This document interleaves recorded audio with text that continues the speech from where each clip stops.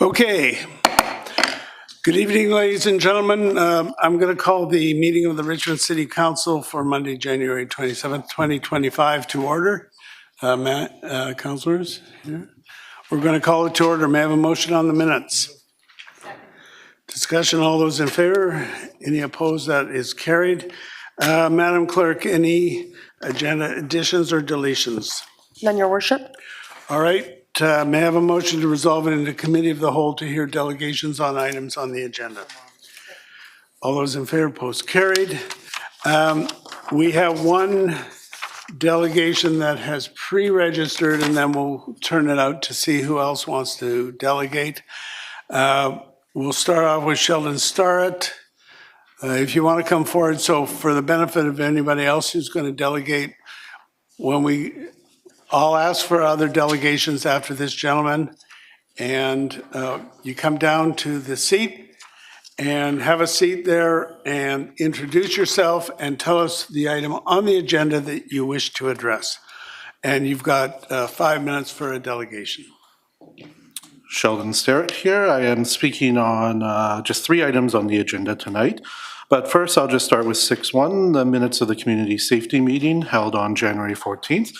I would like to thank the Public Safety Committee for listening to some residents from my neighborhood just regarding an update on the temporary modular housing. I think that was important, especially considering we had been at council. Sir, you're not going to delegate on that item now, okay? You did that at committee. You're not doing it again. All right? Okay. Carry on. Yeah, there was 2 other items on the agenda here. They're the items removed from the consent agenda. Number 11, consolidation of public compensation for council members. I would like to speak in favor of this. I think that we do need more transparency and accountability in the city and with Metro Vancouver. And I think this is just a baby step in the right direction, and that there's more things that we can go ahead with to ensure that the residents of Richmond have more accountability. But I also wanted to speak on the next item on the removed from the consent agenda item, 11A, which was the council members' attendance at events. I was a bit disappointed to see that was defeated by some of the councillors that were talking about transparency and accountability. And I think it's important for the people of Richmond to know if they're councillors, where they're going, if they're attending. And I know some councillors had talked about that people can see that in the minutes. Well, the average person is not going to be going through the minutes of every single meeting. And so it might be good for there to be some disclosure in a more general sense that lists it in a more concentrated area rather than digging through the minutes of individual meetings. So I hope that this item is revisited tonight and that it is voted in favor, because I think both of these items go in tandem together, and you need both of them to ensure that there is more accountability in Richmond. And so, yeah, I will be disappointed if I see it as defeated tonight. So I hope everyone reconsiders that. And I guess that's all I was going to speak of. I had wanted to speak a little bit more on the minutes from earlier, but in regards to that, I submitted something to council for you all to review. So that will be all for tonight. Thank you. Thank you. Other people wishing to delegate to council? Yes, ma'am. Please come forward.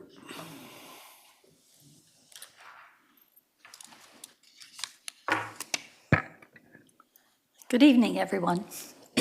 Excuse my voice. My name is Maureen McDermott, and I am a longtime resident of Richmond. Could you pull the mic right in close, please? It's not Okay. picking up very well. How's that? Better? A little bit better? Okay. Better. Speak up. I would like to speak on the agenda item CNCL-64, the resolution passed in committee to establish an annual financial report on compensation to Richmond Mayor and Council.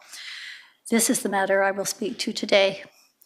Unfortunately, while the matter of compensation for city councils has raised much interest with the news media, this resolution only addresses half of the picture.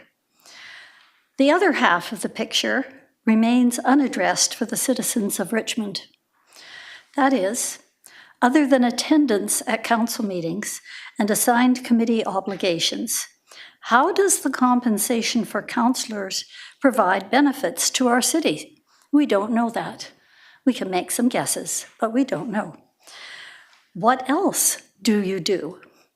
Not to suggest at all that you're not working on our behalf in other ways. Just think the community should know about and recognize the contributions you make. And yet, a motion to provide this information to our community was defeated at committee. My question, why does a majority of council feel that a community should not receive that information about how our elected councillors are fulfilling their roles? As the gentleman before me said, this is a matter of accountability and transparency. Thank you. Thank you very much.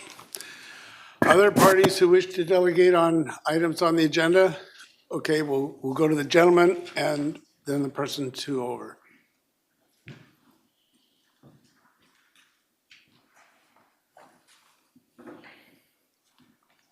So introduce yourself and tell us what on the agenda you wish to address. Hello, good evening. I'm Cody Miller. My name is Cody Miller, and I just want to speak about agenda number 11. So that is the financial report that details total compensation received by Richmond council members. I am in agreement with City Councilor Heed in that it is difficult to efficiently allocate taxpayer dollars to government officials without a compiled report on each elected official's compensation. So I am in favor of this agenda item. I would also like to say that I don't think meetings should be compensated separately, as they are part of being in the city council. And I do have a couple of questions that I would like to ask the council about this item as well. I would like to further ask what further steps would be taken, if any, to ensure taxpayer dollars are efficiently allocated, as a report itself will not result in any action taken. And I also want to ask what factors what other factors currently go into elected officials' compensation, if any. And lastly, I would like to ask what the current process is for reporting and what the changes would be. Thank you. All right, thank you very much, sir. We're not going to be giving you answers tonight. We'll take it under advisement. Thank you. Thank you. Yes, ma'am.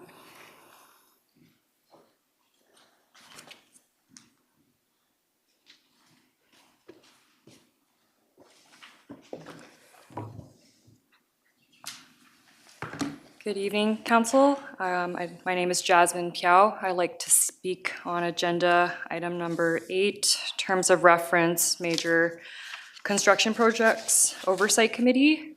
There was discussion that to propose requiring members of the oversight committee to sign a non-disclosure agreement. I'd like to know what purpose that serves with transparency in forming this oversight committee, and how council would be able to be informed on major construction projects that have very large budgets funded by taxpayer funds. That is my question for agenda item number 8, and I'd like to ask for agenda item number 11 on the consolidation of public compensation for council members.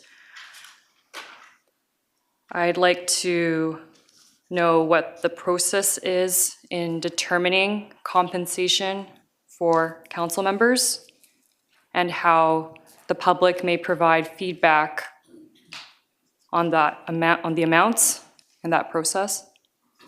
And that's what I'd like to ask about today. All right, so if you want to give feedback, you can send us a letter, you can send us an email, you can go on Let's Talk Richmond. Those are 3 things you can do to provide your feedback. All right, thank you very much. Anybody else wishing to speak to council on items on the agenda? Anyone else? Revise and report. Moved and seconded. All those in favor? Any opposed? That is carried. That brings us to the consent agenda highlights. Now, we have the receipt of the committee minutes, the major construction projects oversight committee policy, the referral response, and we also have the terms of reference for major construction projects oversight committee. We will insert in number 2 in the consent agenda to appoint a council liaison, which would be Councillor Galanders. And also in relation to the terms of reference, we published a revised terms of reference, which are slightly tweaked to reflect some of the discussion that took place at committee last week. Then we have the regular council meetings for public hearings schedule change and the referral response for the Steveston Village Heritage Conservation Grant Program, Council Policy 5900. May I have a motion on those by general consent? Moved and seconded. I'll ask if there's comment. Councillor Day. Thank you very much. So we're just going to do the consent agenda initially. The Major Construction Projects Oversight Committee meeting is a great way to make sure that we have, 7 is the referral response and number 8 is the Oversight Committee. I'm really pleased that Councillor Galanders is going to be our liaison to that committee, because sometimes if you've got an extra set of eyes, you can catch things that maybe, when you're in the crux of the construction and planning, you may miss. And the people that we would put on that committee would have decades of experience in various types of construction and would be appointed by council because of their lifetime achievement and experience. Council meetings for public hearings, because the province of BC decided to change with Bill 44 the way we do business in council, we're basically not going to have many public hearings anymore, whereas previously most rezonings would go to public hearing. So now, given that they're not going to be as fulsome as they were before due to the provincial change, we'll just tag those on to other meetings, and so the time will be changed from 7 o'clock to 5:30, but there'll be advance notice on the websites, so the public will have ample opportunity to speak to those very few items that will go to public hearing. And then the Steveston Village Heritage Conservation Grant Program. This is a really good program that helps businesses that are residing in heritage buildings to get some help from the city. And I'll be supporting everything on the consent agenda. All right, I'm going to call the question then. All those in favor? Any opposed? That is carried. Now we have the items that have been removed from the consent agenda. The first one has been referred to by the delegations. That's number 11, consolidation of public compensation for council members. And the recommendation from committee is that the City of Richmond prepare a comprehensive annual financial report that details the total compensation received by Richmond council members who serve on regional or provincial organizations, including but not limited to ECOM, 9/11, Municipal Finance Authority, TransLink, and Metro Vancouver, and that this report be made accessible to the public. And secondly, that the annual financial report provides a complete itemization of each councillor's members' base salary and benefits, as well as per diem, stipends, allowance, retainers, expense reimbursement, and any other compensation associated with their roles. And I would so move. Second. So that's moved and seconded. It's been well discussed. I'll call the question. All those in favor? Any opposed? That is carried. The other item which has been referred to by delegations is the next one, which is 11A. the council members' attendance at events, and there's no recommendation here. The motion was that staff be directed to keep track of and periodically report in public on the attendance of councilors and the mayor at council meetings, external board meetings, meetings where councilors are the liaisons, and public or community events, and I would so move. Now, mention has been made about why this would come forward. What I said at committee was that this is a matter, just like the previous resolution, of transparency, accountability, and fostering public trust and openness. And it's not enough to say a number for remuneration and say, you're not worth that, or that's too much, or it's too little. What we need to do is be more analytical about it and say, what is someone doing? And it was pointed out that the councilors around this table are getting a basic stipend of about roughly $90,000 plus benefits and other expenses, which take them all over $100,000. And so I think that if we're going to be open and transparent and accountable, then I think that what we should do is we should have find a simple way to keep track of the activities of various councilors and to report it accordingly. And that's why I will support this motion. Councillor Liu. Thank you, Worship. I too will be supporting this. I supported the previous motion where we will report on our compensation for public meetings. I probably have one of the higher expense accounts of the group. So I attend UBCM, I attend FCM, which is Federation of Canadian Municipalities. I attend the local government municipal government association conference every year. And it was a number of years ago where the former councillor, Lynn McPhail, she and I attended UBCM, and we came back with the CAR 80 program, and we advocated hard for that program. And we were able to get that here in Richmond because we went to those conferences, we listened to the information, we found out more, we talked to people from different areas from Vancouver Coastal Health, figured out how we could do that, how we could get that program moving, and we got that. Not only did we get that one here, we got the Yankee 30 for the youth car as the pilot here. When I was in FCM, I've got to do wonderful things like go and visit the wastewater treatment plant in Quebec City and their waste facilities there, because I also sit on the Metro, I used to sit on the Metro Vancouver Liquid Waste. Since then, the mayor's taken it over from me because he's now the chair of that committee. But I've worked pretty hard on that committee, and at every opportunity I took the opportunities to find out more, to learn more, to really dig deeper into finding out more about how I was serving my community and the region. And I think when people understand that that's what you're doing, that's where you're going on this conference. Yes, you got to go and stand at a wastewater treatment plant and look at it and all the joys that entails. And I've visited far more wastewater treatment plants than I'd care to discuss. But those are the things that we're doing. And I think it's important and valuable for people to understand that. I'm also currently sitting on BC Metering pilot program. I'm sitting on it. I'm not taking any stipend from it because I'm already getting paid as a counselor, and our staff is working on it with me, and we're contributing to it to encourage other communities across BC to get on the water metering program the same as Richmond is, because it's important to me. And I think sharing this information with the community that this is the kind of work we're doing, and that we're also showing up to just our basic job. We're showing up to our liaison committee meetings, we're showing up to everything, and we're bringing that value back to the community and to the region. I think that that's valuable and it's helpful to understand. When we're looking for transparency, yeah, what am I spending that money on? What am I spending those taxpayer dollars on? I'm spending it to go and find out more, to do my job better, and to do it as best I can. And that's why I'd like you to know about it. And I think that's fair that you know what I'm doing. Councillor Hobbs. Thanks, and through the chair.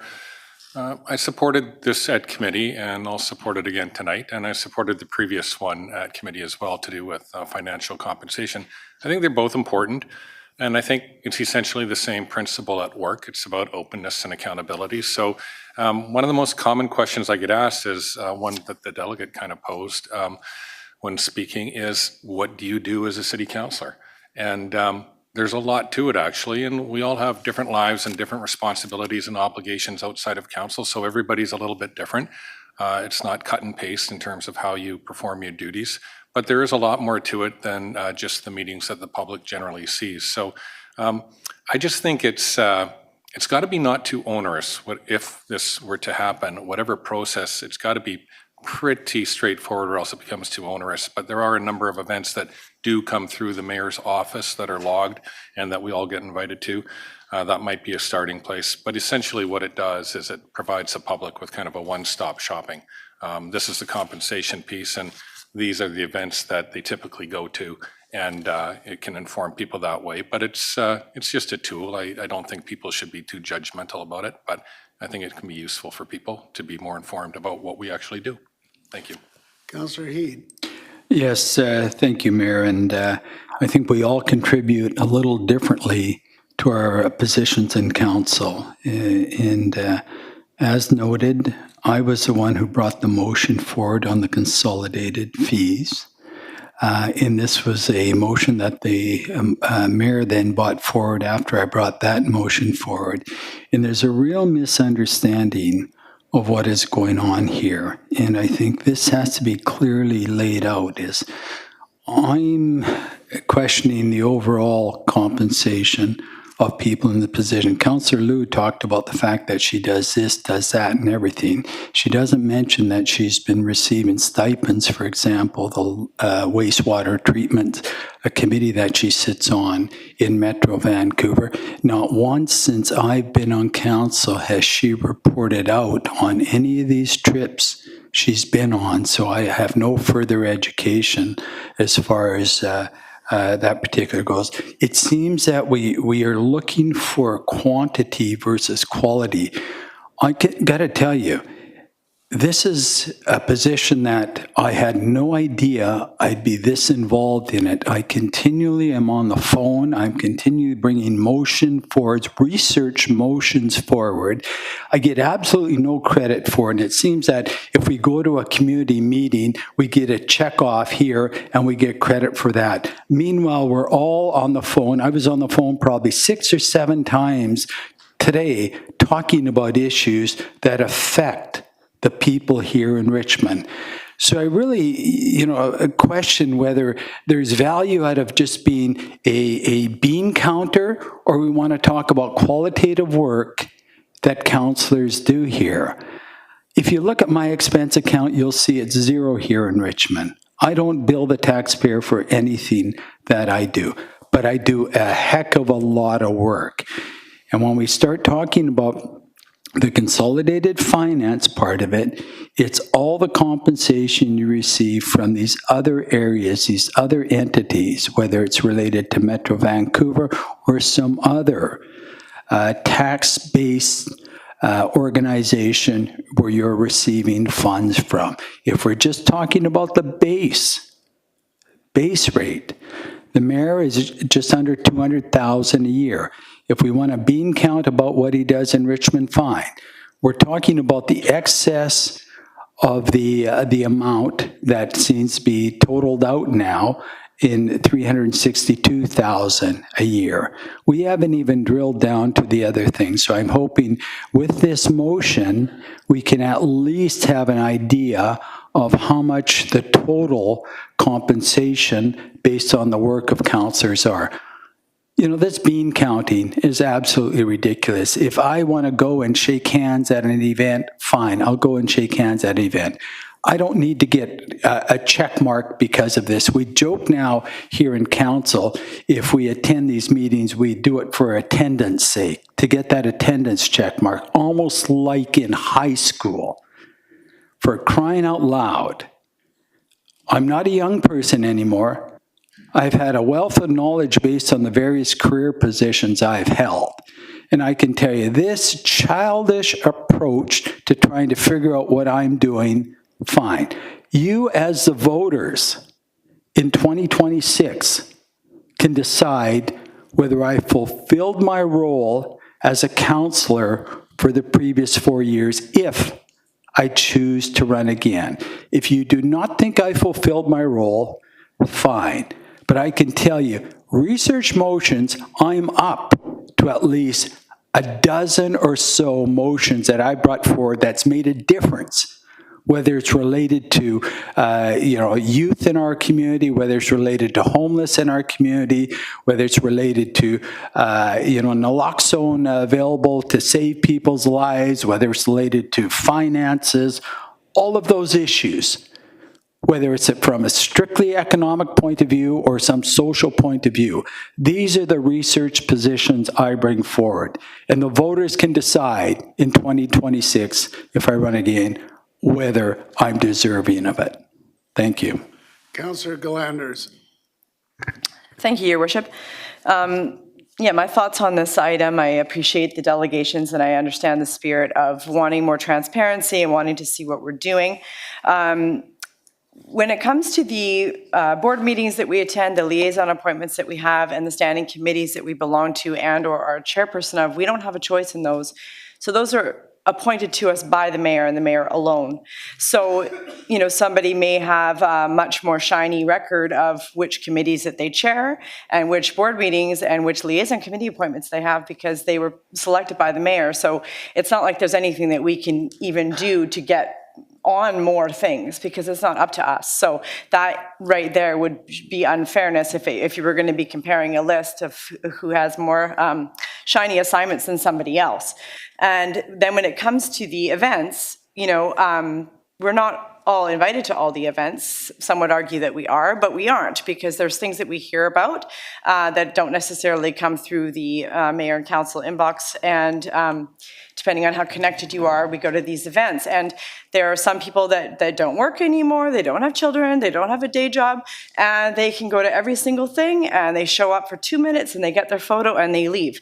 And if they're doing that for because they want to and they want to get their picture done, then that's great because they've got that for their campaign. They can show how many things that they've been to, and that's fine. So the public, like Councillor Heath said, gets to choose on voting day. I saw that person at so many things. They were involved in everything, and I like what I see, and I'm going to vote for them. So our record speaks for itself as far as attendance to community events. And for myself, and they're optional, and none of these things increase our pay. These are all things that are included in our base pay. Our board meetings, our liaison appointments, everything is published online, so you can see all of those things.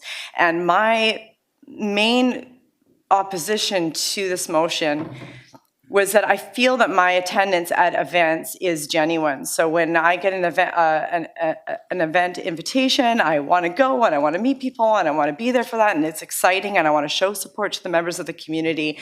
I don't want to feel like I'm going there just to get my check mark. I don't want people to think, oh, they're here because, it looks good because they get their attendance taken. It just doesn't feel genuine to me. I go because I want to go, and I really don't want that to be taken away from me with an attendance record. I just think it completely makes it non-genuine and really uncomfortable with that. And like Councillor Heed was saying also, like for me, the role of a councillor is to research motions, to talk to the public, to talk to the community, what do people want, and bring things forward. And if we're going to have our attendance taken at how many 5-minute photo ops we went to, maybe we should be publishing how many motions and how many referral motions we've all done, and we could compare those at the end of our term. This person brought this many things forward, and this person only brought one, but they certainly went to every event and had their photo taken. So I don't want to be comparing like that. I think that all members of this council have their value and work very hard.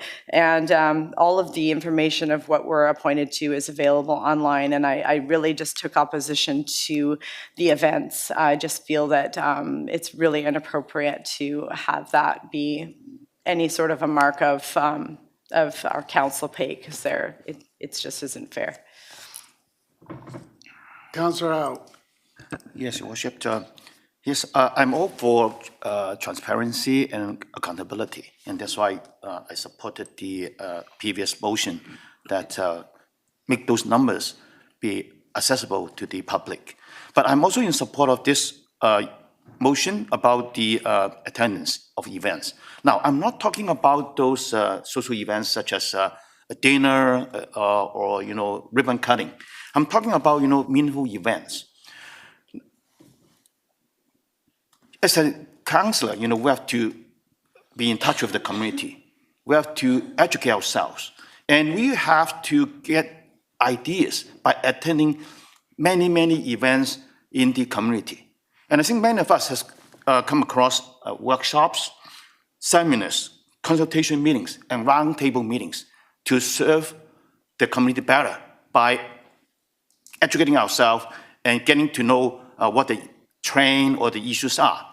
And some examples has already been given by Councillor Liu, but I also want to point out that a very good example was some years ago, we attended the Zero Waste Conference.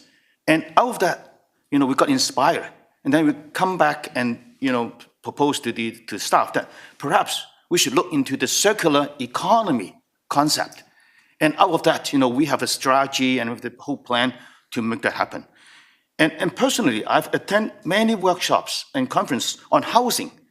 I think I attend 6 to 8 seminars on the housing issue in the past 2 years.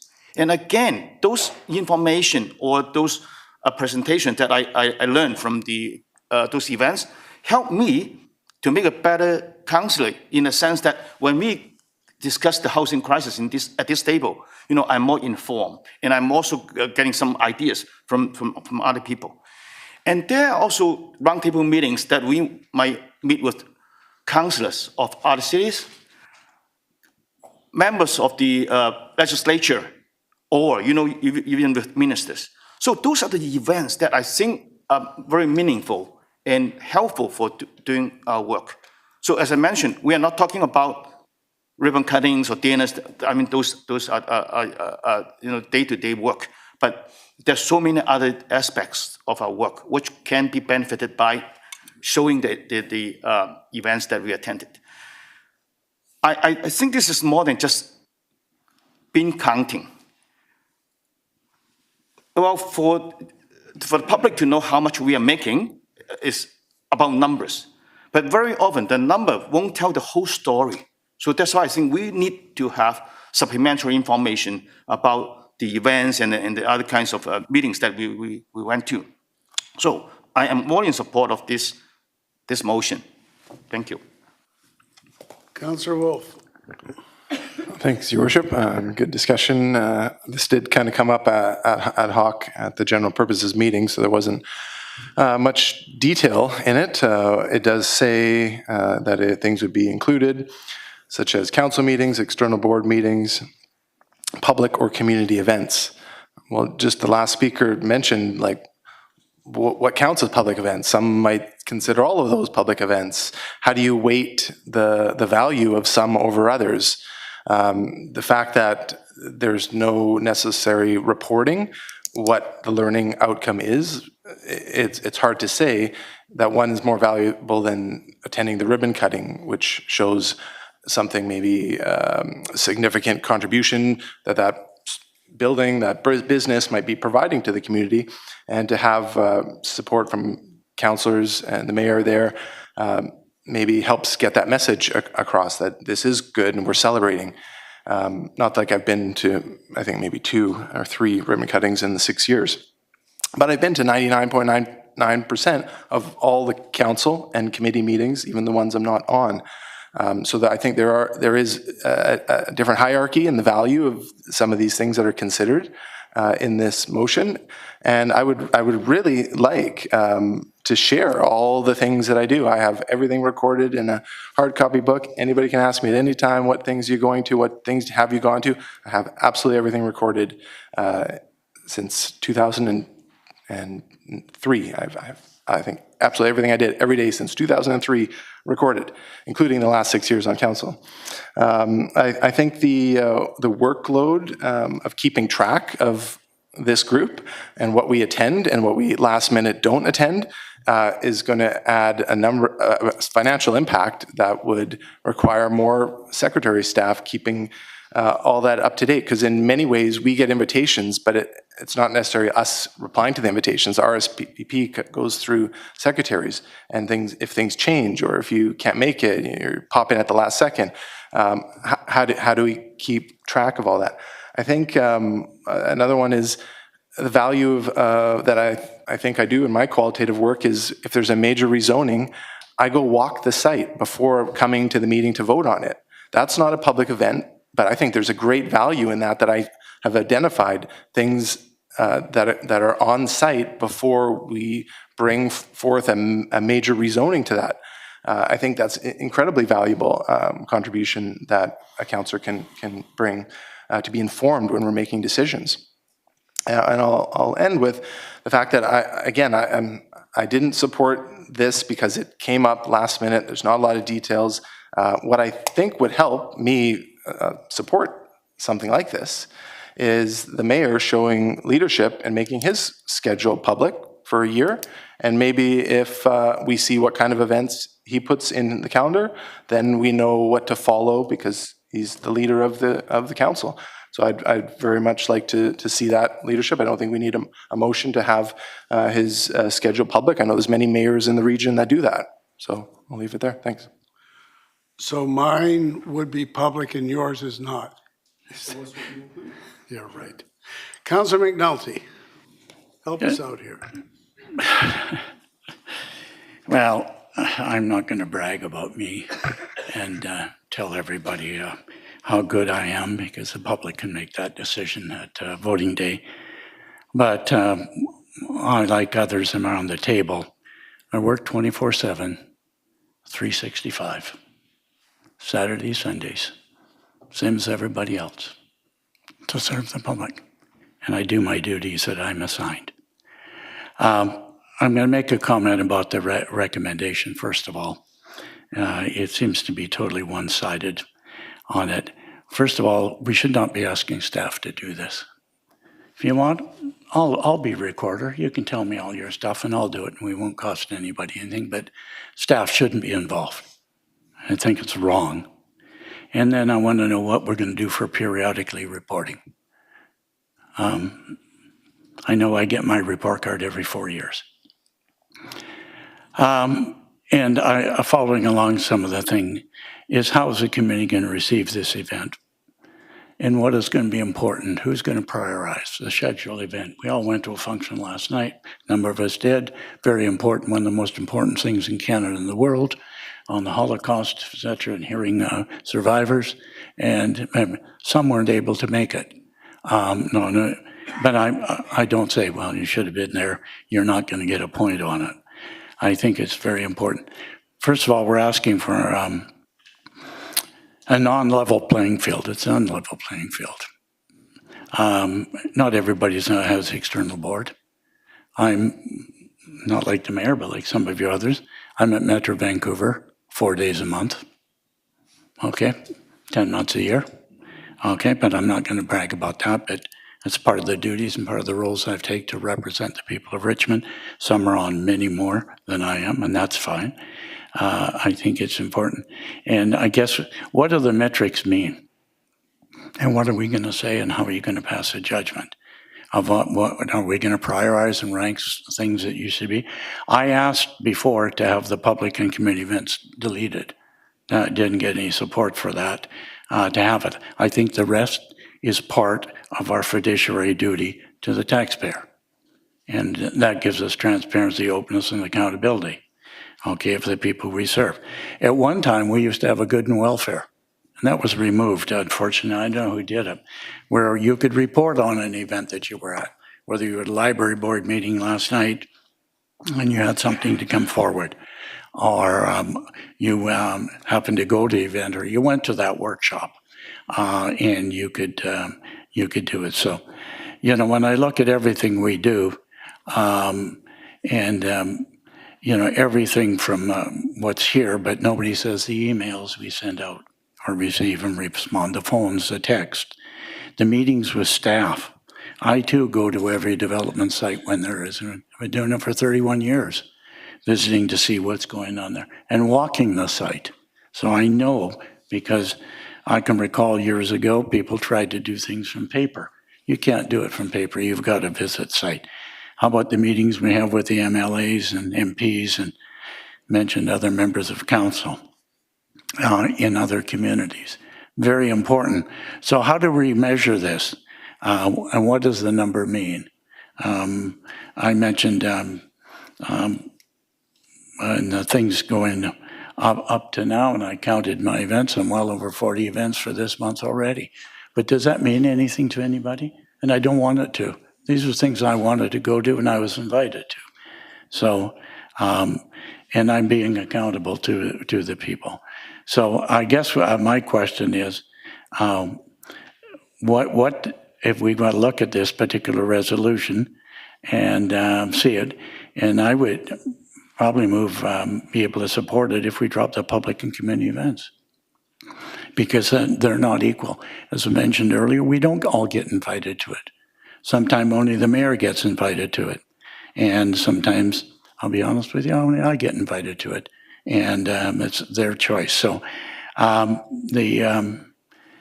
think there needs to be some work on this before we work it out. And I think we need to look at the mechanism of what we're doing on this before we pass this to the public, because I don't know what we're giving the public on this one. And I'm not so sure they do either. Maybe some of the public will tell us what they want. And if they tell us what specifically they want, maybe we can put it into effect. But I feel it very difficult to put staff in a position like this. So I'll stop there and see where we go from here. Thank you. Councillor Day. Thank you very much, Mayor Brody. Well, I would have loved to have had some of the questions that got asked tonight by Sheldon, Maureen, Cody, and Jasmine in advance, because had I had that advance of notice, I could have handed you all the information that you need, everything from reports, statistics, memos, and answers. Unfortunately, we didn't get enough notice, so I encourage you to put it in an email, and I will follow up with each and every one of your questions. We have approved item 11, which was honest, open reporting of all the incomes that everyone on council makes. And I think that's a very important thing to approve, because up until a couple weeks ago, we had no clue. And that's a really great first step. That's why I supported it. Now, 11A, council members' attendance. This is what it actually says, that staff be directed to keep track and periodically report in public on the attendance of councillors and the mayor at council meetings, external board meetings, meetings where councillors are the liaisons, and public or community events. I agree with Councillor McNulty. It's impossible to report on all the public and community events because, as I know, last weekend, Councillor McNulty went to 5 events on one Saturday. Often we go to an event, it ends early, and then we can just last minute attend the next event, and we've all ping-ponged around from event to event to event. So to try to put that into a periodical report is illogical. It's going to cost us money, it's going to cost us time, and I can imagine the staff would feel like they were herding cats because we're bouncing around in so many different directions. That's illogical. I would support a motion to have all of the board meetings that, like we belong, for instance, I belong to about 13 boards and societies that Mayor Brody has assigned to me. Everyone at this table has that many boards and societies where we attend monthly or sometimes bi-monthly meetings. And those are easy enough to figure out, and I'd be happy to report on those. But it's not about how many events you attend, it's the quality of the events that you attend and what you do when you get there. If you're just cutting a ribbon and leaving, what value does that really have to the community? I can tell you, when they're packing up the chairs and tables at different events that I go to, I'm almost always the last person leaving because I get involved in some engrossed conversation with someone, and it's almost embarrassing because I'm always the last person to leave. My calendar is full, but it does change on a regular basis. Meetings get moved, the chair gets moved, the agenda gets moved, and so sometimes it's at 3:30 on a Tuesday, sometimes it's 7 o'clock on a Wednesday. So again, to try to report on that periodically is impossible. What I'm proudest of, and I wish I had brought it tonight, is my 3-inch binder of the citizen letters that I wrote back to in 2024. I do that every single year. Everybody who writes, to Mayor and Council, what are you going to do about that tree that's ruining my sidewalk? To Mayor and Council, what are you going to do about immigration? I reach back to all those people and I connect them with the staff members they need to speak to, and in some cases, the MLA or MPs that they need to speak to.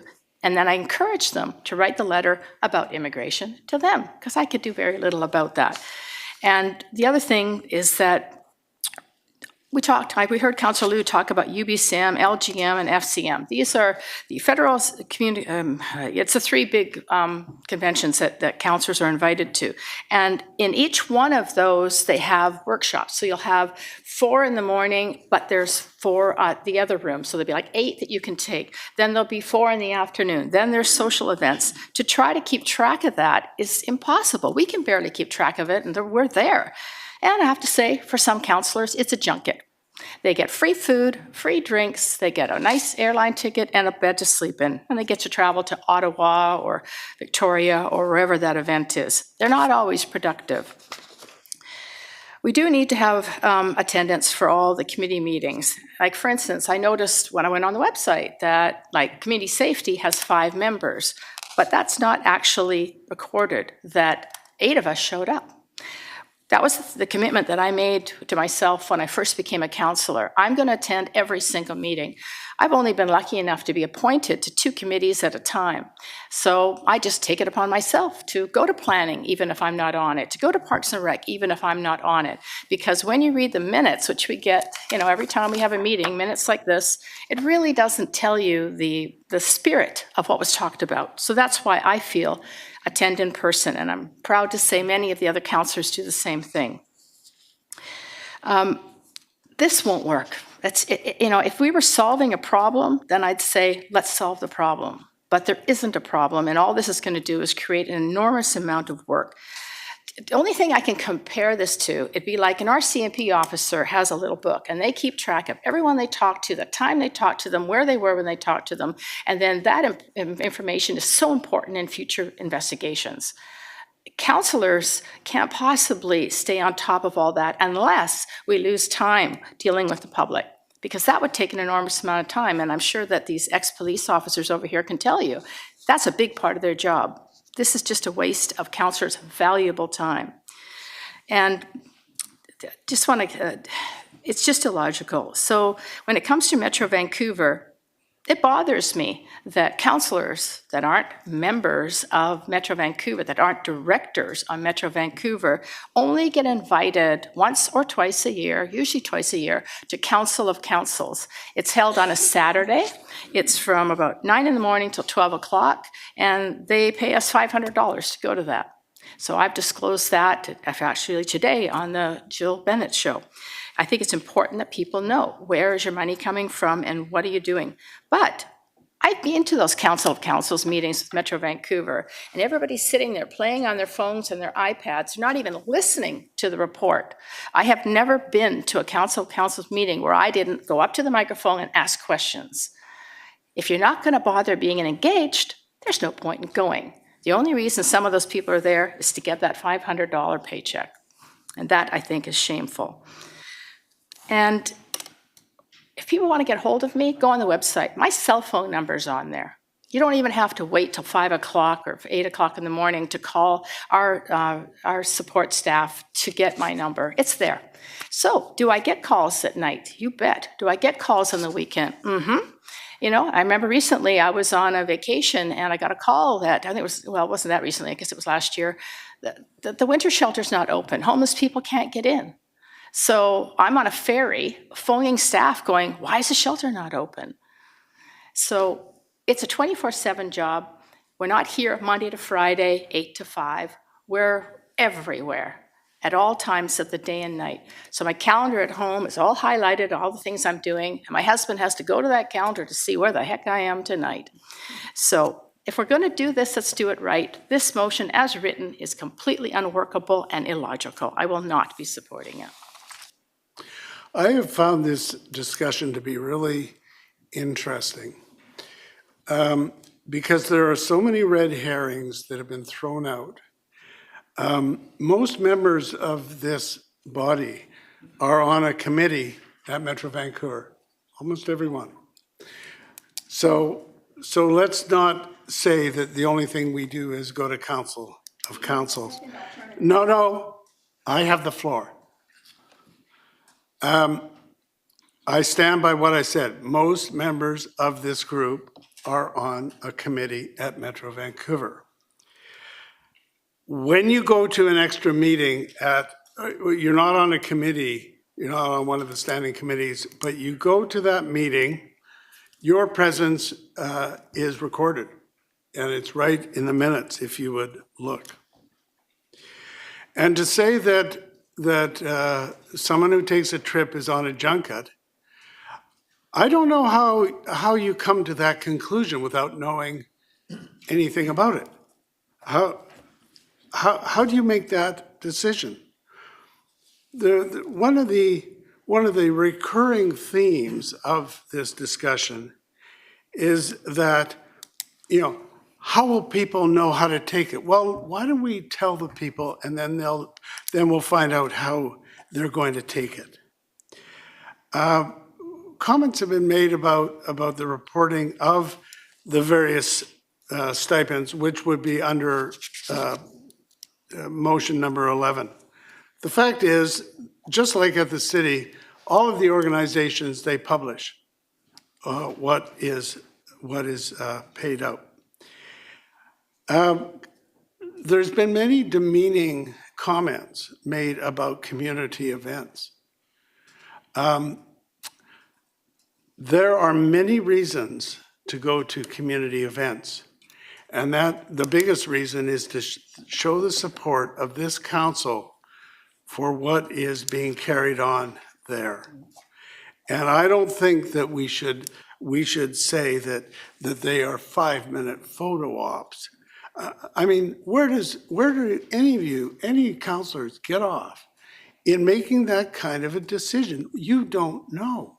You don't know. And to say that you want to be there because you're sincere, you're there just the same. And your presence is felt, and you speak to the organizers of these various events, and you'll find out the importance that they put on it. What I find is the most telling here is that number 11 talks about public compensation. And if you make too much, you're not worth it. And if you, or whatever. There is no analysis as to value. What goes into value, okay? I practiced law for 27 years, and I've been mayor for 24, and I've had 5 years as a counselor. And I get appointed to committees, and right now I am the senior, the longest serving mayor in the region and possibly in the province. And I get asked to be on these various committees and take these various roles. But because the number is big, I must be overpaid. I don't know how you can make that decision. And if this motion is imperfectly worded, what you're trying to do is to come to grips with what does a counselor do, or what does everybody around this table do, and let's tell the community and let the community decide. If we are, as in number 11, we are concerned with the principles of transparency, accountability, fostering public trust and openness, then I think it's the least we can do to let people know what it is that we do. And that is the nature of this motion. And I think that it is the least we can do to let the public know what it is that we do, tell them about it, let some light shine on it, and the public will decide when it comes time for the next election. Councillor Heed, you've already spoken, so I'm not recognizing you. Well, yes, No. Point of order, then I'm challenging you as a chair. I don't care. Because you made some remarks that are Absolutely, they're demeaning to councillors. Very demeaning, Mayor. And you're misinterpreting what it is, so I'm going to challenge you as the chair with respect to this. No. Your challenge is not recognized. I'm calling the question. All those in favor? Those opposed? That is defeated with Councilors Galanders, Day, Wolf, McNulty, and Heed opposed. Move an amendment. Well, you could have said that. I just said that before you called it, while you were Well- yelling with him. Okay, thank you. We'll go on to the next item. It's from the Planning Committee. Councilor McNulty on the referral response, number 12. Thank you, Just a minute. This is a referral response on greenhouses with concrete footings. The staff have given us 3 options with regard to greenhouses and with possibly adding concrete footings, but staff have come back saying they would like to maintain the current regulations, and we should maintain the current regulations to restrict the use of concrete in greenhouses outlined in the report, and that report you say dated December 12th from the Director of Policy Planning be endorsed, and I would so move. So it's moved and I seconded. really have nothing actually to add to it, Your Worship. I think it keeps in line with our policies on supporting agricultural land.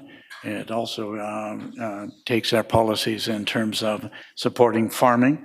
I think, and I'm not saying for staff, but once you start deviating from the current policy with footings, next thing you know, you're going to have floors and you're going to have vertical concrete, et cetera, et cetera.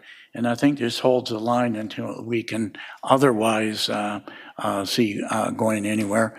We have only, I believe, had one farmer requested staff can speak and correct me if I'm wrong on this. So I'll be supporting what we have on the floor. Councilor Liu. Thank you, Worship.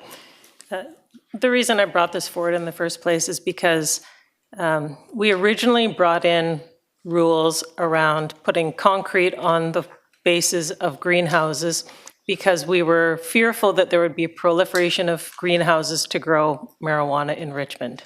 We didn't want that to happen. The whole marijuana market seems to have bottomed out.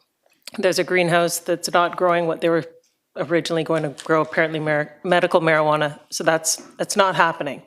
So we've got bylaws in place that have a lot of teeth, but that don't need to have those teeth, and they don't need to be necessarily preventing anything. I wanted to find out if there could be different options available. We did have one farmer come forward asking for some concrete footings. They're new to farming, but very experienced in terms of education behind the farming, that sort of thing. And they're also very experienced in working with City Hall in terms of asking for permitting and processes and things like that. So the one application that came forward was from someone who was very good at working with City Hall already. English was their first language. It was very easy for them to come forward and make the changes they were looking for. Not everyone is coming forward with the same level playing field. I wanted to look at it a little bit differently. Option 1 that's being promoted right now is to maintain the status quo. So if you want to build a greenhouse, you can't have concrete footings. So the reason you might want concrete footings is because apparently the greenhouse manufacturers only warranty them if they have the concrete footings, not with the screw piles, apparently. Screw piles are the other way of doing it. They're more expensive and they're more difficult to put in. And then the third option they gave was to allow you to have a concrete greenhouse with a total cumulative area of 750 square meters. The reason that was chosen is because you're allowed to build a barn on your farm of 750 square meters without coming to council. You only ask for a building permit. So what option 3 was doing was making a greenhouse equivalent to a barn if you were going to build one or the other on your property. What we're sticking with here is we're still sticking with a more onerous process, and the fast track is still 3 months. So if you're new to a property, you bought it, and you think that you're going to get a greenhouse built and you're ready for the growing season right this week, that's not going to happen. It's going to be months out before you get the permit. You're going to miss that early growing season, and there you are. And maybe we're okay with that. I'm not, and that's why I thought we should do something different. We have a Food Security and Agricultural Advisory Committee. They didn't agree that it should be option 1. They couldn't agree that it should be any of the other options, but they definitely voted down option 1. So I think we should at least go to option 2, because more of them agreed with it than not. So that's what I think we should do to support farming in Richmond, and that's what the Food Security and Agricultural Advisory Committee was more in favor of. Councillor Day. Thank you very much, Mayor Brody. Where's Councillor Steves when you need him? The reason we did that in the first place is because we did not want to see the best farmland in Canada paved over. And that's exactly what could have happened. Greenhouses with cement floors could be anywhere. They could be in the Safeway parking lot. They could be anywhere. They could also be in the worst farmland in British Columbia. And that's why you see so many greenhouses up country. If we don't protect our farmland, we don't protect the soil, then future generations will look back at this council and say, what were you thinking? We must keep our options open, and a greenhouse is perfectly serviceable without a concrete floor. And that's why we recommended it, and I will stick to that commitment. Thank you. All right. With that, we will call the question. All those in favor of option 1? Those opposed?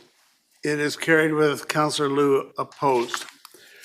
That brings us to the Dyke Road and London Princess area matter.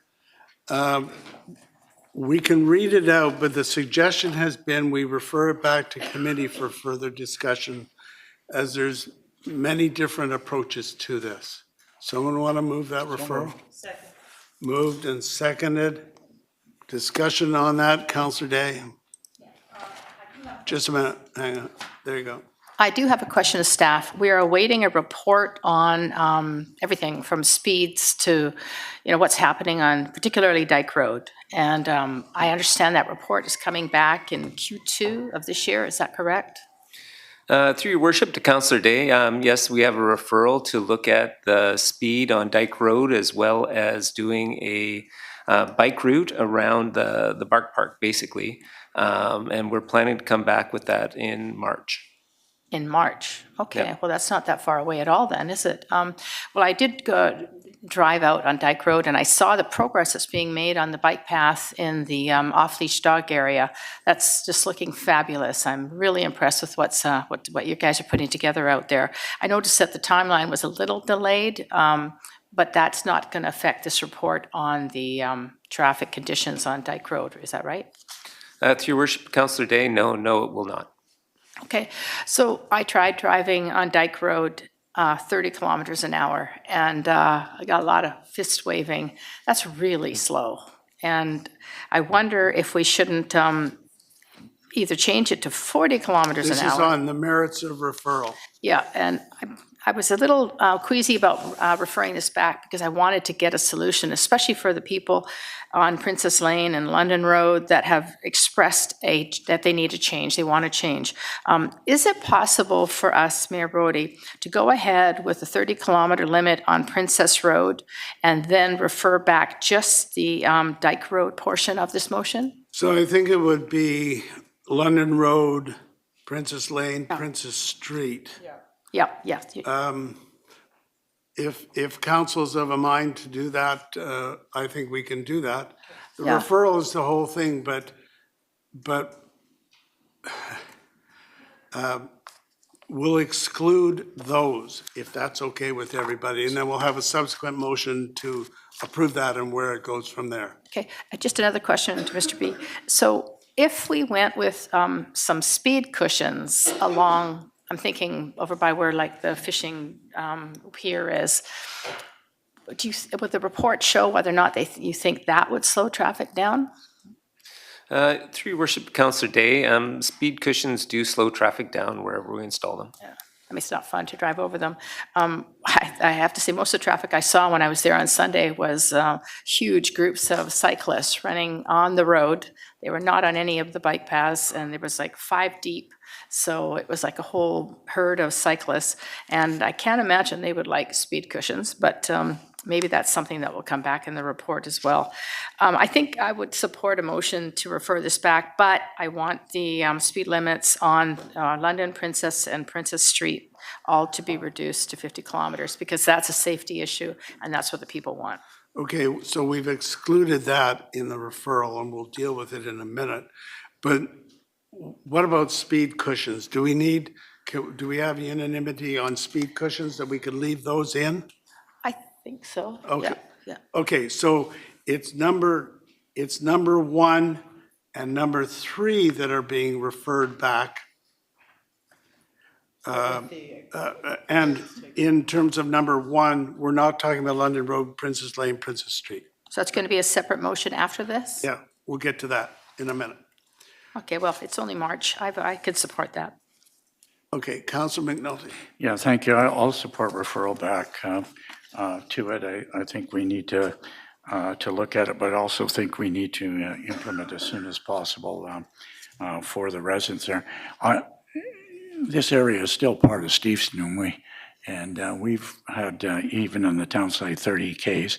So I'm wondering if we can, 2 things. One, add number 2 road from the sanctuary on to be added, just to make sure it's 30. It's not posted, but it's 30 there, right up to where we're having in the referral. Because I'm trying to think specifically of what we're referring other than number 1. And as well, in terms of, I'm very concerned, it was brought up about cycling there, that we've got to slow the speed down because of cycling, and there's a lot of cycling going on there. So I want to see in there somewhere where there is at least a cycling lane as part of the referral, even if it's only 1.5 feet wide, like we were going to do on Finn Road for the people when they went through the dog park. And they would be happy with a 1.5 feet or 18-inch wide line down one side. I think it's wide enough to be done. Okay, As part of the referral. No, just a minute. You can take whatever you want to Public Works. Okay, what you're talking about is a section of number 2 road, which is outside anything that we're talking about here. Okay. So you take that to Public Works. The referral is on the section of Dyke Road. Okay. And also the bylaw. Okay, I'll take it to Public Works. Okay? Councillor Wolf. Yeah, thank you. On merits of referral, after attending the Public Works Transportation Committee meeting, hearing all the discussion, I was the one who made the amendment to change the speed reduction from 50 all the way to 30 for the full length of Dyke Road all the way to 3 Road. So I amended to see what's before us, where it would only go up until the eastern speed cushion, which would then capture all of the dock area, the boat launch area. You know, there's a lot of recreation space there. To bring that down to 30, and then as there's the Q1 other staff referral that was mentioned, coming back to look at the rest of the length of Dyke Road. I think hearing that discussion, making the amendment, seeing the support from not all, but most of Public Works Transportation Committee meeting, I think the key message that was the public asked for this. There was like 75% approval from the staff survey. That's the benchmark that's above the benchmark that we typically take, and why wait for someone to get hit or some accident to happen? Precautionary principles, let's make the change. We can always make a change again later. So I'm not willing to send this back. Let's do the safety that the public wants us to do. Councillor Hobbs. Thanks. Many good comments made. I'll support the referral back, and maybe it ties into the Public Works referral that Councillor McNulty was talking about, but you know, number 2 road, yes, but London Road we were talking about, and when it turns into Dyke Road at the 4-way stop, that would be, in my mind, an appropriate place to have 30K, probably up to the first crosswalk going eastbound, which leads into Princess itself, but we'll see what comes back, but thank you. Councillor Galanders. Thank you. Thank you, Your Worship. Thank you, Your Worship. Yeah, I agree with, I'm glad we're taking London Road, Princess Lane, Princess Street out of the referral back and voting on that separately because we know that there's public support and that it's important to reduce it to 30 in the neighborhoods, and nobody's disputing that. There was a lot of discussion around the table about Dyke Road in perpetuity and the whole length of it. And to me, it made good sense what Councillor Wolf had amended as far as it going to the east speed cushion, because when we're driving along a road, when a park comes up and a school zone comes up and there's a reduction to 30, it tells you something like, hey, it alerts the drivers, something's going on here. There's a neighborhood coming up, or there's a school zone or whatever, and we slow down for the period of that distance. And to me, that's how it's always been done, for example, with school zones. So I don't see any issue with having it start at the speed cushion, and I think it makes more sense to start it there because some people that live in the neighborhood, want people to start slowing down before approaching the neighborhood. But I was definitely opposed to having 30 just be implemented all the way to Dyke Road without the full referral and study on Dyke Road coming back, because to me that's equivalent to changing the parking in the lanes in Steveston before we had the full parking in Steveston study done, and that was a blunder and we had to reverse it. I don't want to go and just reduce the speed down to 30 without really looking at what that means. Like Councillor Hobbs has driven it, I've driven it, and a number of us, I'm sure we've all driven it, and I've attempted to go 30 when this first came up, and in the sections where there's absolutely nothing going on, it just is too, in my opinion, it's too slow. And I really hope that the transportation staff will look at 40 as an option for some roads. I think it's a much more reasonable speed when there's no intersections or dangers. There's always some dangers, but where it just makes sense, it just feels right. So I definitely, but I will support referring this back as long as we have removed London Road, Princess Lane, and Princess Street out of there, which we have done. Okay. Councillor Howe. Your Worship, I will support this motion. This is exactly what I argued for at the committee meeting. I mentioned that, since we're waiting for a report which is coming soon, so why would we make changes for now? Because, the changes being proposed might not be in line with, the other parts of the report that's coming. And, I also don't like the approach that we do it section by section, or, in a piecemeal approach. This might cause more confusion. So I'm very happy that to support this motion, that we do it, in a comprehensive manner, and then look at the whole section instead of, just doing it bit by bit. So I would be in full support. All right. So the referral motion relates to Dyke Road and the part of the bylaw that refers to Dyke Road. All in favor of that referral? Anybody opposed? All right, so that's carried. Now, the next, just correct me if I'm not getting this right, but the second part is that the posted speed limit be reduced from 50 to 30 on London Road, Princess Lane, Princess Street, as described in the staff report, etc. And that number 2 would be adopted, which is speed cushions. And number 3, we would adopt the bylaw as it relates to London Road, Princess Street, and Princess Lane. May I have that motion? I just want to check with our lawyer. Is that okay to do it that way, to refer to parts of the bylaw, like part of it's referred back, part of it is being adopted? Just a minute, where are you? Here you are. That's acceptable, Your Worship. Okay, that'll work. Okay, good. All those in favor? Any opposed?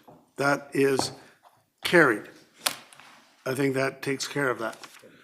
Okay, then I've got some announcements and events. First of all, we've got the housing priority grants. City has launched a new housing priorities grant program to accelerate the development of affordable housing in Richmond. from today. And this is really important that the development industry hears this. Eligible nonprofit organizations, cooperatives, and home builders can apply for grants to assist with development costs or feasibility studies to support building homes for families, seniors, and vulnerable residents. Deadlines for applications is March 26th. Details go to the city website. Then we have Black History Month. That's February, and a number of events and activities will take place across the city to celebrate and honor our Black community. The Richmond Cultural Center, the Public Library, the Art Gallery are among the locations hosting exhibits and performances. So if you want more information on that, go to the website, city website, /Black History Month. And then finally, we have the Lunar New Year. Wednesday is the Lunar New Year, and the beginning of 2025 is the year of the snake. The snake is associated with wisdom, intuition, and transformation, and those born in the year of the snake are intelligent, graceful, and strategic. The Lunar New Year is a time of renewal and a chance to start fresh with personal growth and development. A number of events and celebrations will take place throughout Richmond. Go to our website for more information. So on behalf of the City Council and the city, we wish all our residents a very happy Lunar New Year. Now, Madam Clerk, bylaws for adoption. Thank you, Your Worship. There is one bylaw for final adoption, bylaw number 10622, with no noted opposition. Moved and seconded. Councillor Wolf. Thank you. I'd just like to inform the public on this one that there is a package that we have that is not out there, but if you're interested in it, we can share it. And it does have the results of the public consultation on the consolidated 5-year financial plan. So anyone who participated in that and provided comments, you would have been able to see the appropriate staff responding to it. And in some cases in this, it even shows a kind of bit of a back and forth. So the public responding again and the staff going further into detail. And I'll just highlight, although I was opposed to the operating and the capital budget, I was in support of the 5-year financial plan at the Finance Committee meeting and subsequent council meeting on that. But some of the things that I was opposed to in those other budgets are actually highlighted in here by the public, which to me is a valuable reassurance that the comments I was making are backed up by members of the public, and that relates to the public safety camera program and privacy issues and things like Blackberry devastating our natural areas. So with that, I will be supporting it here tonight, though. Thanks. Okay, all those in favor? Any opposed? That is carried. Development Permit Panel. Thank you. There is one recommendation, and that is that the minutes of the Development Permit Panel meeting held on December 11th, 2024 and January 15th, 2025 be received for information. Moved and seconded. Discussion. All those in favor? Any opposed? That is carried. Now may I have a motion to resolve into Committee of the Whole to hear delegations on non-agenda items? Second. All those in favor, post carried. We have one such non-agenda delegation, Dr. Jeffrey Blair, to delegate on the adverse health effects of gas-powered lawn equipment. Please have a seat, sir. And our delegations, as you have seen, have 5 minutes. And we, by the way, we do have your PowerPoint. Thank you very much, Your Worship. And thank you for this opportunity to speak to you and the honorable councillors. I really appreciate this. I'm a concerned citizen of the lower BC mainland. I live in Vancouver, actually, not in Richmond. I'm a medical doctor. I'm a father. I'm a grandfather. I'm concerned about the future. I'm a member of the Committee of Physicians for the Environment. I'm going to speak to you this evening briefly on gas-powered lawn equipment and their effects on air quality and health. For those of you who have been in attendance in May in the MVRD, I made a similar presentation at that time. Gas-powered lawn equipment such as mowers and leaf blowers, most of which have two-cycle gas engines, are known to emit a variety of air pollutants in abundance. Particulate matter of many different compositions is one form of these air pollutants. These small particles are composed of organic and inorganic molecules, hydrocarbons, metallic ions, biological compounds, and they range in size from a coarse dust to microscopically fine particles. These engines exhaust approximately 500 times the hydrocarbons compared with emissions from newer gas-powered cars. In fact, operating a gas-powered leaf blower for 1 hour, only 1 hour, emits the same amount of pollution as does driving 1,700 kilometers in a 2017 Toyota Camry. That's greater than the driving distance from here to Saskatoon.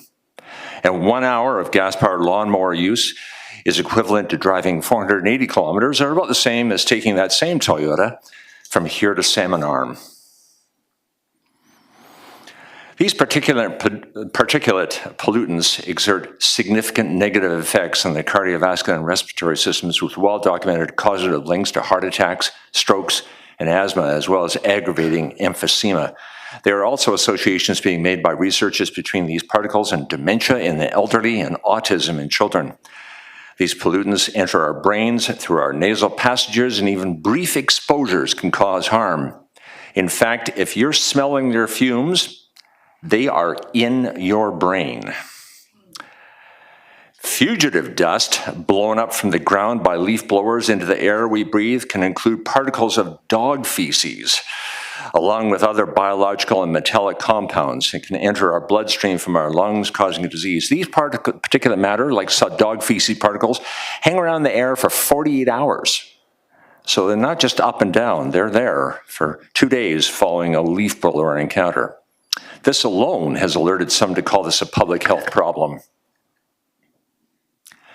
Chemical pollutants from gas-powered lawn equipment also include known cancer-causing chemicals such as benzene, butadiene, and formaldehyde. These so-called non-threshold carcinogens are dangerous at any amount. They cause leukemias, lymphomas, and other cancers. It has been estimated that an individual lawn care worker using these gas-powered lawn machines have double the risk of developing cancer in their lifetime. The machines exhaust inflammation-inducing nitrogen compounds, which also affect our lungs and cardiovascular system, also a promoter of asthma, chronic lung disease, strokes, and heart attacks. Bad stuff, in other words. Volatile organic compounds, or VOCs, emitted by these machines combine in the air with nitrogen oxides, altering their fumes, increasing ground level ozone, another bodily toxin causing inflammation. This too is being linked to childhood autism and other developmental disorders. Children and the elderly are particularly prone to the bad effects of all these gas-powered lawn equipment pollutants, even with short exposures. Lawn care workers, of course, have even longer exposures. Now, many municipalities in the United States, yes, in the United States, have legislated bans on the use of these gas-powered lawn machines because of the air quality issues and noise. Indeed, California this year, or last year rather, evoked a statewide ban on the sale of gas-powered lawn care equipment, citing their adverse health effects. Currently, Toronto, Ottawa, Vancouver, and Calgary are considering bans, but only considering. And they haven't even mentioned the noise. The noise from gas-powered leaf blowers, as we all know, is legendary in its annoyance, and also has well-documented bad effects on human health. The emissions from gas-powered lawn equipment degrades our atmosphere, the air we breathe, and our climate. To quote your city's, City of Richmond's Community Energy and Emissions Plan 2050, Richmond now has over a decade of true leadership in implementing climate action at the local level. You now have a further opportunity to lead the way, both locally and indeed in Canada, by legislating a ban on the use of gas-powered lawn equipment for the sake of the air we breathe. Thank you. It's a very compelling presentation. Is it... Councillor McNulty is saying we should refer to staff, which I agree with. But I just have a question. Are you talking about the use of them be banned, or the sale of them being banned, or both? I'm not naive to the fact that it would be difficult to legislate a complete bans all of a sudden. But there are ways, and again, in the United States, cities have evoked such ways of gradually phasing them out. In California, the sale of such equipment is being banned. I understand that California, as you've been following the news, is running up against a few problems in other quarters of their government. But there are a number of options. probably the option to be pursued, if I may, it would be a gradual reduction, setting a deadline, such as other deadlines in climate change are being set, whether specious or not, they are being set. So we could set deadlines. They are bad machines, very bad. In fact, in other quarters and governments, after giving presentations like this, the comments from listeners have been, well, this seems to be a no-brainer. Well, just off the top, it seems to me that if you wanted to ban the sale of them in Richmond, I mean, then they go to Vancouver or they go to Delta or whatever. So you need a provincial ban if you're going to be effective. But maybe you could ban the use of them here in our city. And in fact, is there a ban on the gas-powered leaf blowers in the West End? Yes, there is. But I think that's because of the noise issue, not because of environment. That is indeed the case, yes, sir. Okay. Councillor Wolf. Thanks. So just first point of clarification, it will be referred back at the end of the speaking, or should I do it now? That's a suggestion. We'll refer it back, yeah. Oh, okay. Then I'll just ask a couple questions. First off, you mentioned that Richmond has the potential to be a leader in this. Is there absolutely no jurisdiction in Canada that has started the process of phasing out? Oak Bay. Yeah, thank you. Okay, thanks. I'll leave it at that. Thank you for that question. No city in Canada. Just kidding. Referring to Oak Bay. Councillor Hobbs. Thanks, and through the chair, first of all, thanks. That was really interesting and well-researched and documented too, which I appreciated. Just one question. If we entertained a ban or a restriction of some kind, do you distinguish between commercial use? I know the problem is the same, commercial and residential, but is it easier to start off at a residential level and work your way up? Or have you looked at that? I know the impact is the same for the people using them. I have not looked at that, Councillor Hobbs. That's a very good question. I don't know. All I know is that if somebody came to your door, knocked on your door and said, I've hired a guy that's going to make noise randomly, probably on a weekly basis, sometime between the hours of 8 a.m. and 5 p.m., at least 5 days a week, it's going to spew cancer-causing chemicals into the atmosphere that you breathe, along with dog feces, et cetera, and it's going to have an unbelievably annoying noise. Would you be in agreement with that? Of course you wouldn't. Yeah. It's crept into our society. How we creep it out of society is a good question. Well, just a final comment then. I think residentially it's a bit easier. I mean, I converted to electric years ago and it works very well, but industrial-wise, it might be another challenge. But anyway, thank you. Yes. Councillor Galanders. Thank you, Your Worship, through you to the delegation. Thank you very much for presenting. I was wondering if you had done research on the electric versus gas-powered pressure washers and the amount and how those work, because there was a pressure washer going in my neighborhood a couple of years ago, and it was all day for 3 days, and it was so loud, and my mental health was like, I had to get out of there, like I had to go, and I'd never experienced anything quite like that. Do you know if the gas ones are much louder, or what that might have been that I was experiencing? I can only speak for, no, I have not done research in that, nor have I read research on that particular issue about pressure washers. I know myself, I've had an electric one. It broke after a few years. It was one of these cheap ones, you know. It certainly was not as noisy as the guy 3 doors down from me who, like your experience, for 3 straight days, and it will probably happen again this February, he seems fit to blow off every particle of algae off his back patio. Yeah, right? That's what I was experiencing. And is it harming me? Yes, it's harming me because noise, which I didn't go into, and that's a whole other topic, noise pollution is very real and very harmful, and that has been studied, but not, to my knowledge, specifically with pressure washers. Just a follow-up question. This might seem a lot less serious than the fumes from gas, but have you done any research on the volatile organic compounds that can be emitted through like overly... Sometimes I walk through the neighborhoods and I'm like, wow, this is some powerful laundry dryer sheets or something that someone's using. It's stinking up the entire street. Have you done any research on that? No, I've not personally done that, but you're right. these dryer sheet things, these are an example of these invincible plastics or everlasting plastic compounds, these chemicals that we use and that are causing harm and will be with us long after perhaps even humanity is gone from this planet, like our grocery bags, et cetera, et cetera. It's all part of the same ilk, I guess. Yes. Thank you for those questions. I would definitely appreciate it getting referred, and I don't know if it would come back to community safety and No, it'll come back somewhere. Councillor McNulty. Yeah, I don't have any questions, so I want to make the referral. Oh, well, I'll come back to you then. Okay. Let's see now. Councillor Au. Yes, thank you for the presentation and information. I have a question. Do you know if WorkSafe BC has any research requirements or, anything on this issue?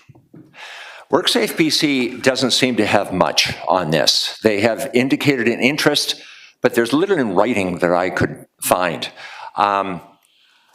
In the States, however, it has come to their attention that lawn care workers are at risk of this. I have been asked by city councilors in Vancouver to look into this in the States as to whether they have hard data on the actual incidence of subsequent cancers developing in lawn care workers. They do not, unfortunately.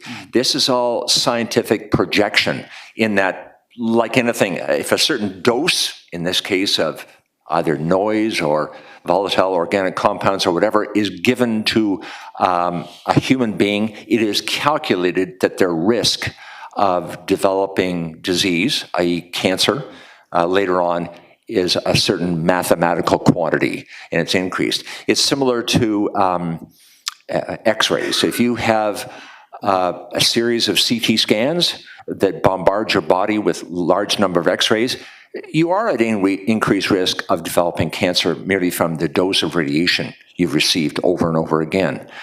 Epidemiologists, and I'm not an epidemiologist, but epidemiologists are experts in this, and they project, but this has not, to answer your question, been looked at, to my knowledge, by WorkSafe BC. I've tried to engage them in a discussion with this and have failed to do so as yet. Yeah, because based on your information, right, I'm more concerned about mostly those, in the States, mostly in California, actually, the work has been workers, done. who are using this many hours a day, to get the gas lawnmowers, right?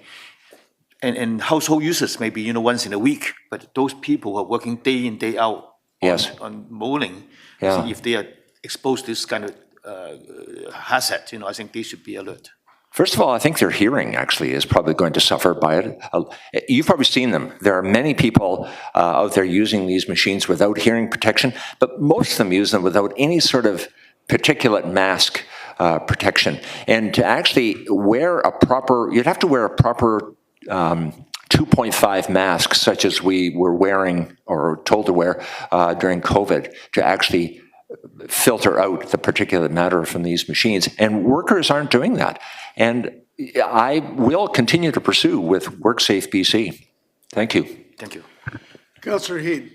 Yes, Doctor, thank you very much. I've never heard this perspective previously, but it certainly has raised the interest from my point of view. We've heard the argument regarding the noise, and that seems to be the prevalent conversation when you talk about this particular problem that we have. And I think the mayor is correct in saying we need the provincial government actively involved in this in order to make it certainly more responsible throughout the province. But I can tell you we can do something in the local level, and you're right, and show some leadership here, even when we talk about our municipal workers that do use these machines each and every day. And, certainly I think this is something we need to look at. The commercial use of this, and I recall in the complex that I live in, the complaint was with regard to the noise, and they do have some of the electric ones, which, the noise reduction is there. But again, from a medical point of view,